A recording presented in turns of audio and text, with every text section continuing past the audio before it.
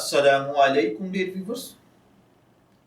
हमारा आज का टॉपिक है बीवी के साथ बीवी की भतीजी की बेटी को निकाह में जमा करना। ये एक सवाल है जो एक भाई ने पूछा है। वो कहते हैं कि जैद के निकाह में नसीमा नामी औरत है और वो अभी जिंदा है। अब जैद अपनी इस बीवी की मौजूदगी में अपनी बीवी की सगी भतीजी और उसकी बेटी यानी उसकी भतीजी और आगे उसकी बेटी के साथ निकाह करना चाहता है। क्या जैद के लिए अपनी बीवी की भतीजी की बेटी से निकाह करना जायज है या नहीं? तो देखिए भाइयों और बहनों, जैद के निकाह में जब तक नसीमा नामी औरत मौजूद है, उसके लिए नसीमा की भतीजी या फिर उस भतीजी की बेटी से निकाह करना जायज नहीं है, इसलिए कि ऐसी दो औरतों को निकाह में जमा करना हराम है कि अगर उनमें से किसी को भी एक को मर्द मान लिया जाए।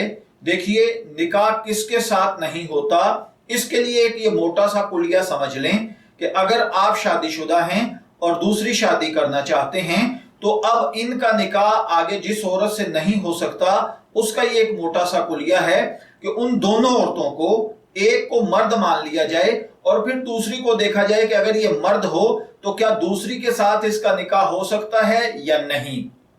तो अगर में उनका निकाह आपस में हराम हो तो उसके साथ इस मर्द का दूसरा निकाह जब तक पहली बीवी मौजूद है नहीं होगा। जैसा कि ये औरत जो कि नसीमा नाम की है, ये अपनी सगी भतीजी और आगे फिर उसकी बेटी, अगर नसीमा को मर्द मान लिया जाए तो क्या ये अपनी भतीजी की बेटी के साथ निकाह कर सकता है या नहीं? तो यकीनन ये अपनी भतीजी की बेटी के साथ निकाह नहीं कर सकता। तो जिसके साथ ये निकाह नहीं कर सकती औरत, यानी ये मर्द होने की सूरत में, तो अब दो ऐसी औरतों को एक मर्द के निकाह में इकट्ठा करना नाजायज और हराम है।